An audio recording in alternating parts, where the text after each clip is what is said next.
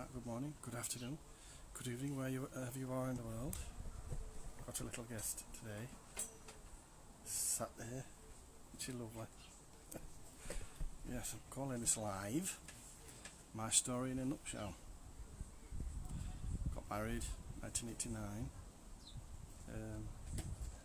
Usual marriages, it wasn't perfect, we had its ups and downs, but we grew together over the years and really loved each other. And we had the kids, 96, Lauren.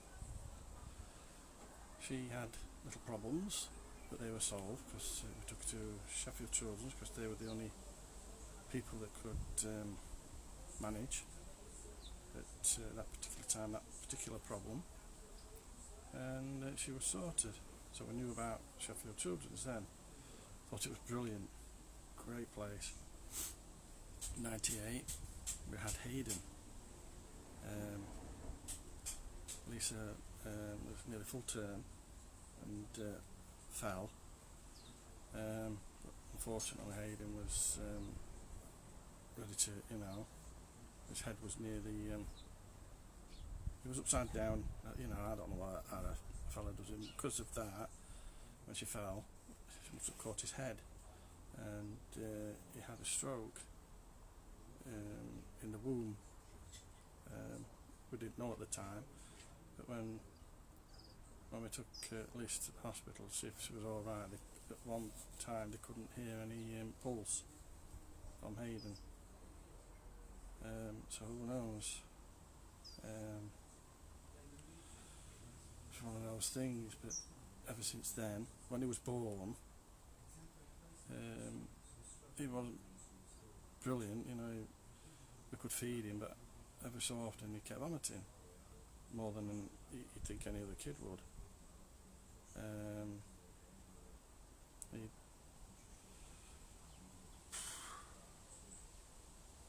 The doctor at the hospital said that it's just one of those things, there's nothing wrong with the baby, just keep feeding him. This is our local hospital. Well, they were wrong, because we took him to Sheffield Children's. They, after a while, did some tests and realised that it was reflux. So they put him on a special diet, stuff like that, and kept doing tests. But he was developing slowly as well. Was it starting to walk? This is over years. Was it starting to walk properly? Very slow, not like how Lauren did. Lauren picked it up straight away, walking him up there. Hiya, Kyle. My story in a nutshell, I'm calling it. Lauren was walking, well, I would say within 6 months. Hayden, no chance. I think he didn't walk till maybe 3 years old. We knew there was something not right. And Lisa and her mum, found out about a charity called Brainwave down in Bridgewater. It's a bit windy. And Brainwave is a charity that helps people with, it's usually people that have been brain damaged, helps them with physio. Anybody from a car crash to people who were born like that or whatever. But it was usually adults, but they do children. And we took him down there, and they had a look, and they said, there is something, we think there is something. They said, but you'd probably need to have a scan. And they did scans themselves, and we managed to raise a little bit of money from friends and donations from Masons, the Masons, this people call it secret society. Well, it is to a certain extent, but it's not that secret. But they helped us, workshop, bless them.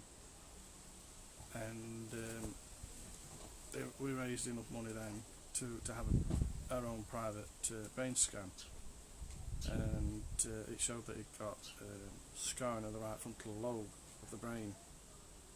Hi Daniel. And that obviously cemented the fact, thanks for coming on, cemented the fact that there was something wrong with him. I put notes down here because I get easily confused, and I want to tell people our story accurately. So we took him to Sheffield. They diagnosed him with reflux, and then obviously we got back to them, and they realised, well, right, there's something wrong with him there. But Brainwave taught us, I think it's Delicata, I'm not sure, physio. The physio from America that's not used, wasn't at that time used a lot over here, but I think it's used a lot more now. And they taught us how to do physio on Hayden, and I built frames and what have you at home, and we got friends and family to help us with the physio, and it began to bring him on a bit, and it helped him with the ability to walk, and he eventually started to walk. You know, apart from having reflux, he's had ataxia, he's got ataxia, and they found that as well. Brainwave found that with the physio and how he was walking, and this is where he came into Sheffield a lot. Apart from the vomiting, which got worse as he got older, I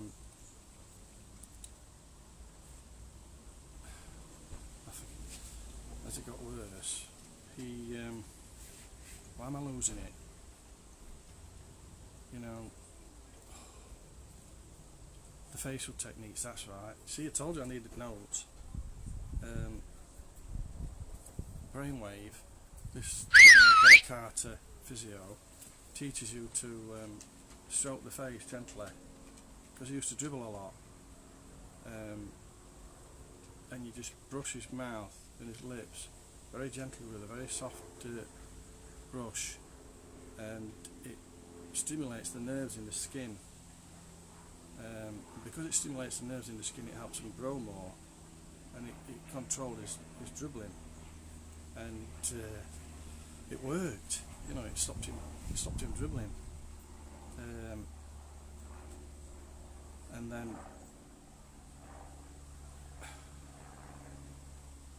the tests with his, he had OPS at Sheffield Children's for the reflux, and he had his stomach tucked to try and stop him from vomiting, and it worked a little bit, but it didn't work properly, and they did it again, but this time they did they adjusted the stomach. So he's been through a lot. Well, we were going through a lot as well. They confirmed with the brain scan as well, because we suggested they did a brain scan eventually, and then he started seeing the brain doctor as well, and he kept checking on him, and he said that there might be behavioural problems as he got older. Yeah. And he went to normal school, you know, the lower school, as we used to call it at my age. Alright, brilliant. Didn't learn much because he didn't have the capability, but we didn't know then. They kept trying to teach him, but the kids loved him at that school. And then he went to a special needs school. I think he needed to go there anyway, but it had probably been worse in the mainstream school. But there were still problems, you know, in his first year or second year, he got beat up by another kid, and the teachers and the helper, I forget what you call them, they weren't in the classroom. It was another pupil that helped him.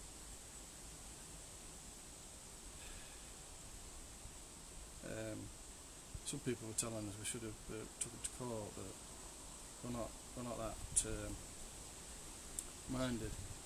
But through all of these, over the years, he kept going in and out of hospital, and he must be going in and out of hospital at least once a month. At least once a month, going in hospital for the vomiting.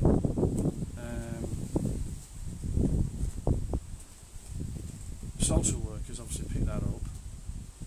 They didn't do much about it until one of the nurses at Sheffield Children's heard a comment that they said, don't know, there was a procedure that they were going to do on Hayden that Lisa was a little bit negative in a way, but she was only being protective, and wanting things to be done like any other mother would, but this nurse took it the wrong way, reported it. Well, I'm not kidding. They're on us like a ton of bricks, the social workers. After all these years of going through hospital and what have you, they're on us like a ton of bricks. Threatened court action to take the kids off us, both the kids.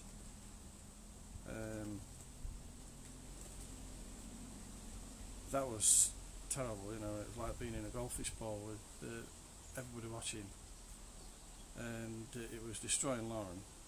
Casino, there was nothing wrong, and the social workers were just picking up on all the negative things and ignoring the positive, and we kept having to take him to hospital, and they were complaining about that. But when you've got a kid that's throwing up and he's throwing blood up, you take him to hospital. That used to happen all the time as well. After a while, because he was straining his stomach. There was a time when he was 4 stone and he was at least 5 foot tall.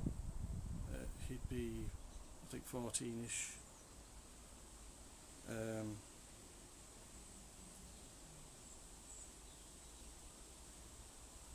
It's a nightmare. There was one social worker, when they were telling us in a meeting, they took us away from the kids, put us in a meeting, and they had there were several meetings like that, but this guy, after he told us what was happening, I said, I don't know how you lot do this job. I said, I don't know how you can emotionally do it when you're not looking at the facts properly and you're destroying other people's lives. I don't know how you've got a conscience. And I think this guy, he didn't last 5 minutes, he resigned, I don't know whether it was my fault of, telling him that, but and then there was another meeting like that at the school. They weren't much help, the school either, because Hayden was throwing up and stuff like that, and one of the teachers was saying, he's putting it on. He's putting it on. So there's all this information coming in to social workers, and they're thinking that we're doing this to our Hayden. And they put a child protection order on us, and we had to sign a document. I signed it straight away because I thought, well, that's what any parent would do anyway, because it was like a behavioural document that we've got to promise that we're going to do. Well, we took him to hospital again, and this is why it's stopping here. We're gonna have a look, but we're thinking about taking the kids off you this time. At least we're doing a nutting. She was very fiery, and I was somebody who was calm. and trying to keep everything calm, and I did to a certain extent. But you know, they picked up on that release, and it didn't really go down well with them. So we had to stay there. We could visit, but under supervision. And it was a month. It was in that hospital for a month, Sheffield Children's Hospital. And the professor, great guy, came and apologised to us at the end, and he says, we think he's got cyclical vomiting. He says it's a very, very rare condition, very, very rare. You can also call it abdominal migraine. It's caused through stress, and we figured that out eventually. But it can also just happen as well, just without you knowing. And surprisingly, there's a lot of people that suffer from cyclical vomiting, but they can use their willpower and meditation and what have you to control it. But with Hayden with special needs, he couldn't, and they finally understood that. Well, the social workers, they just disappeared practically. Never heard from them again. You know, they come in now and again and helping out now and again, but didn't even get an apology off them. Well, we wrote an email and demanded an apology, and we got all the paperwork, and we got the paperwork together, and there was no evidence against us. But yet they pulled us up and made us do all that and threatened. So if we'd have took them to court, we'd have probably got our children back anyway, and gone through all that for nothing. Well, we've gone through that for nothing, basically. So yeah, so we carried on as normal as we could. And there's another thing I forgot to mention. When he was 5, during all this, and going through with brainwave, he was fascinated with the dustbin men. His behaviour was different now when he was younger, and we could take him out a lot. Fairly like normal as everybody else. We squealed a lot, and we got comments and looks, but he was fascinated with the dustbin men, and we did a calendar to raise money to get him to go to Florida to see the dolphins. We raised half of it, and I took a loan out and got the rest of it. Lisa's mum came with us. She paid her way, and she paid for her niece to come with us. Her one of her granddaughters to come with us. You know, our niece, and he went with the dolphins. It was great, fantastic holiday. Thanks to the dustbin men. So that's Bassett Law Council dustbin men. Thank you very much. We'll always remember that and appreciate that. And I'll even drink quite a lot of cans every Christmas on dustbin. So yeah, back to Hayden. The social workers left us alone, and we found out about a Christian centre, Oasis Community Centre, and we went there for a few years. And they had like Sunday school, stuff like that, and they had meetings where the kids could go and have stories and stuff like that and do puzzles and games, and he went to that, and we started noticing his behaviour coming through weirdly, you know, he was stressing and stuff like that. And when he was in post 16, we didn't know, but eventually we found out the kid that beat him up was in the same room as him, in the same classroom, and we could see them staring at each other every so often in the plays and stuff like that, and I'm thinking, this is not doing him good at all, this. He's going through puberty, and he's feeling anger. But we took him to this Oasis Centre, Christian Oasis Centre, and he liked it, loved going, but after a while he got too old for it. But Steve Williams, the pastor, I don't think he's a pastor, but he might be a pastor now, but the leader of the church, got together with everybody else and managed to find funds and what have you to be able to have disabled children coming into the community centre, and they had adaptations and what have you built and done, and they're now doing looking after children that families are struggling with, that don't get any time because they're caring for the children all the time, and so they give them a break and they have proper carers around doing it, and they've commemorated it through Lisa, and I think that was wonderful. But because of Hayden's behaviour getting worse, we couldn't go any longer. We used to drop Lauren off because she used to help there, and Lisa, and that was great for them. Then Lauren passed the police entrance exam, got into the police specials. That was great. She did that for a few months, proper on call. Then it came to Hayden's last appointment at Sheffield Children's. Never forget that date, 31st of August 2016. Lisa got up, had a shower, felt a bit rough. I never thought much of it. I said, "Come on, sweetheart, we've got to go. We've got that appointment, we're going to miss it." And we took him.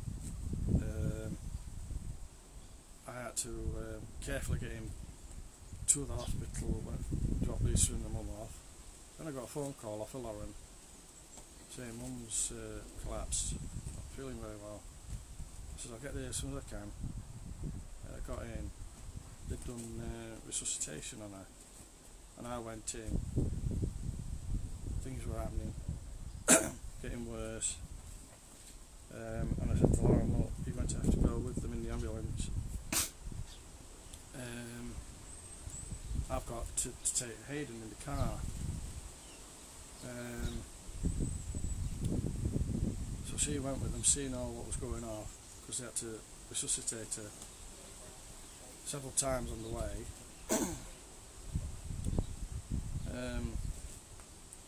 And in the meantime, Hayden's like going haywire. I managed it all the time to keep him calm. But when they come out of the hospital, the ambulance that Lisa was in was outside. Well, he just hit the roof, he just shouted and started swearing, and I had to try to keep calm through all that. And I had to gradually raise my voice. He still wasn't listening. So I got to the peak and said, "Look, stop it now." And he listened to me, looked at me. I said, "Right, come on," and I brought myself back down. "Let's get to the car, we need to go." And they took her to Northern General, Sheffield Northern General, because she couldn't see to Sheffield Children's. They only do children's there, and I think they ought to change that to a law where if anything like that happens, where there's an emergency, they should see to them there and then gradually take them over when it's safer to the other hospital. Because that time that was wasted. But anyway, you don't know things like that, and you can't dwell on things like that. But within a matter of an hour, she wasn't here anymore, and it was a blood clot to the lung.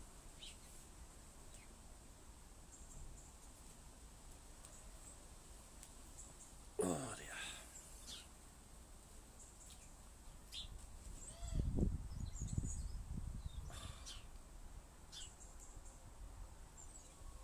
So, excuse me a minute. I just went through a very solemn time. Still it's you. And I said goodnight to her every night. So I love her. I can't not do, because I did that every day when we were married.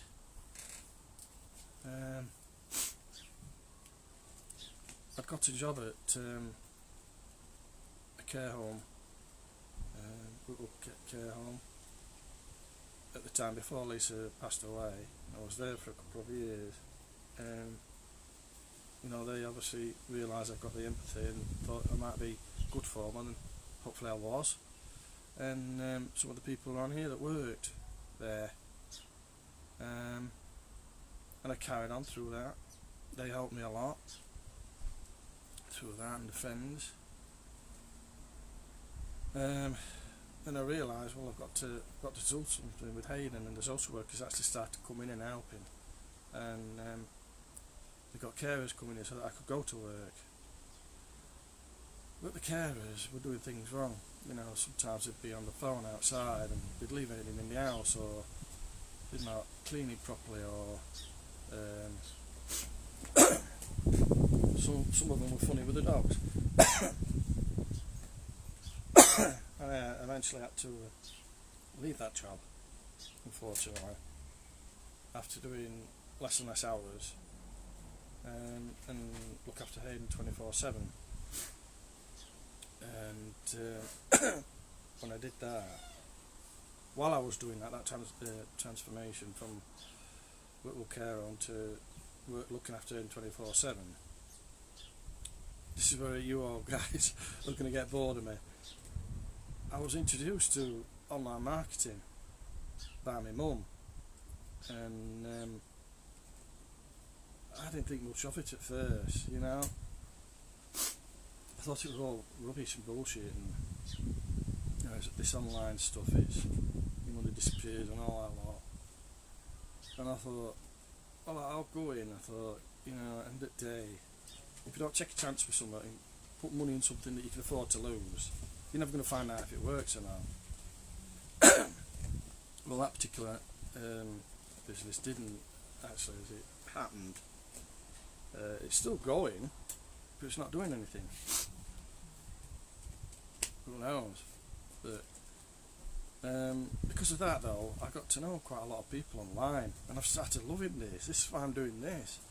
I started to meet people and chat and stuff like that, and one of the guys that I know, Jay Strummond, he introduced me to another business, which is actually exploding now, and it's amazing how many people are doing so well in this business. It's not like the others. It's a business that makes money for you, but it's a trading business, so they're making money themselves as well through this. The money that you put in, they'll take so much of it to put into the business itself and invest and do themselves. That's why it keeps going. But they'll mature your money, the full amount of money that you put in, at 200%. Even though they only invest 70% of it at the beginning, it matures at 200%. So if you put £1,000 in, they'll take 300, and they'll invest 700 for you and trade it, and you'll get £2,000 back. That's how they work it. That's how they keep the system. That 30% keeps the system going. And obviously it's a foreign exchange business. It trades and it works because of that. Even though the people waffle on about MLM set up businesses and pyramid systems, iffy and what have you. But this business is transparent enough for you to see that. They give you all the information before you even join. You can join as well and find out about the back office and stuff like that, see the live trading, see the address that they've got, the emails that you can have and send, the real people, everybody that's joining, you can talk to them, and it's a brick and mortar business as well. You know, they're based in Panama, the RBS Tower. They've got the 9th floor. They bought the 9th floor. Everything slowed down a little bit with the furniture and whatever because of the coronavirus. But now it's lifted slightly. They're getting all stuff in there, and you see all this stuff on these Zooms that they do. You know, you see them telling you the addresses. You see them telling you the certificates they've got, because they have brokers, and they have to have certificated brokers. So they tell you all that information as well. You see your trades coming in every day. You know, it looks real as you see it. They start off at $300. You know, to us that's not a vast amount of money, and you can start off at that. You could piss that up wall, bet it on horses, stuff like that. You know, you could spend that within a week. So if you can afford to lose something, why not try something? See if it's gonna pull through. Or if not that, then have a look at the business and see the people there. Look at all the information and research it online. Research the address. See the real people that are there looking at it. The CEO, the guy that's done it, Huáscar López, and another guy. He's a billionaire. I'm not sure he's a billionaire, but he's loaded. He earned his fortune through Bitcoin. It's the new currency now, guys. You know, inflation, it doesn't suffer from inflation. Yes, it goes up and down in value and stuff like that. But you can, this system, this trading system monopolises on that, and the currencies, because it's a foreign exchange, so it trades in all currencies, whether it's online currencies or physical currencies. It makes a profit through all that. They have AI software that engineers and traders adjust all the time to account for all these markets, and they're making profits because the profits are coming in our back offices, and we're seeing it every day. They'll do so many trades and they'll have so many that will fail, but 90% are making profits, and it's enough to make us a profit. You know, last week we got 6.25%.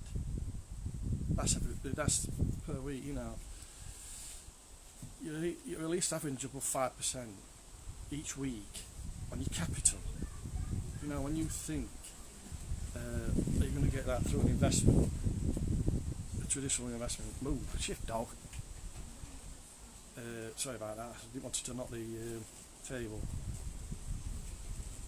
You're not going to get that in a bank. You know, you'll get 8% probably every 6 months on a nicer account or something like that. 0.00 something percent on a weekly thing with a bank account. You probably not even get that on a pension. You know, that's the thing with this business. It's passive as well. You can invest and you don't have to recruit people, which is what I'm doing, and I'm making a hell of a lot more money. But you can invest passively and then just sit and watch it grow. Take it all out if you want, if you're not convinced in the company, or you can keep investing it and let it grow and grow and grow and grow. You know.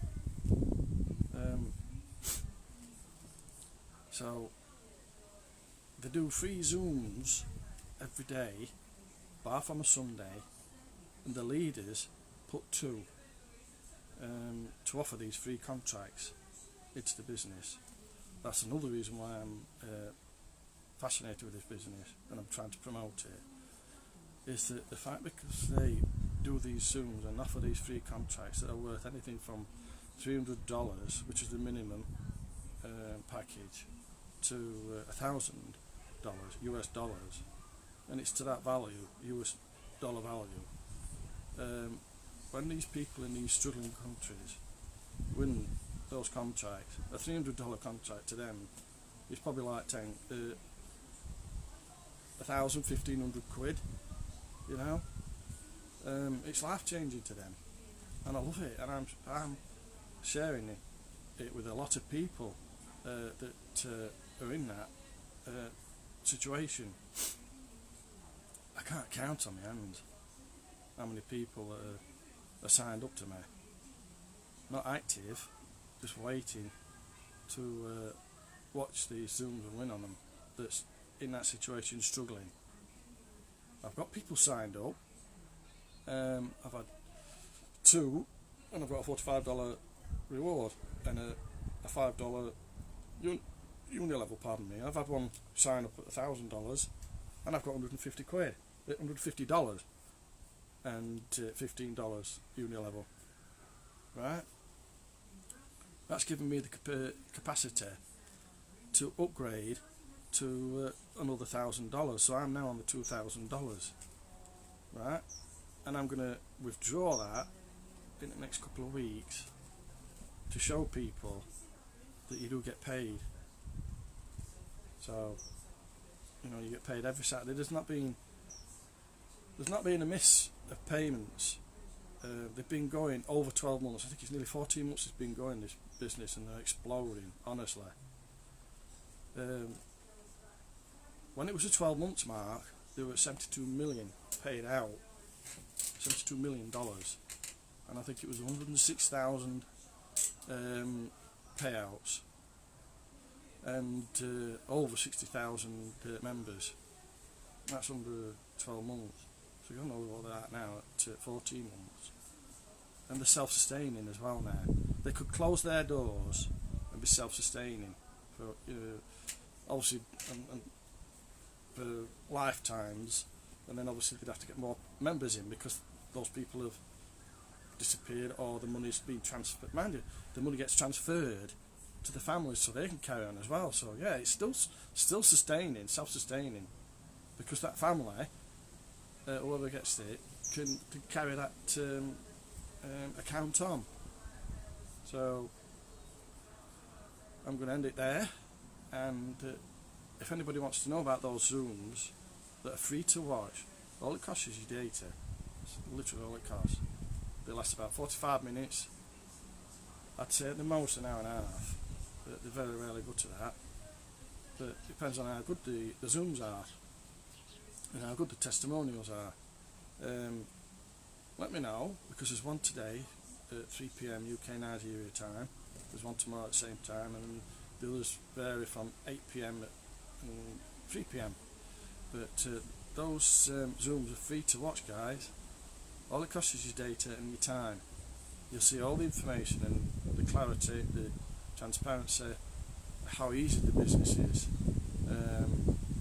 whether passively or whether you want to recruit, and you could win. You know, they're being packed out at 900 in some days. Yes, it varies. Sometimes they've only got 500 or 600, and there's like 200 guests, and it's still better than the better odds at winning than the horses and that. Well, similar to the horses, but how much do you spend on horses? Some people spend thousands on horses, but yet here you don't. Here you don't spend a bloody dime. Here you go in and you comment with your name and the number one at the beginning when they ask you to. You only do it once. It's starting to rain now, so I'm going to have to hurry up and finish. Comment with your name and the number one at the beginning when they ask you to, and only once. Don't do it before or after, because it won't count, because they'll give you a time slot. Right? And when that happens, you watch the Zoom right to the end, where they hold a draw at the end, and then one person wins per day a free contract. So thank you for watching, everybody. Thank you for watching, Precious, Emma and Daniel and Kyle. Be very kind of you to spare your time, guys. Really appreciate it. So anybody wants that info, please get back to me and I'll send you the links. Thank you, guys.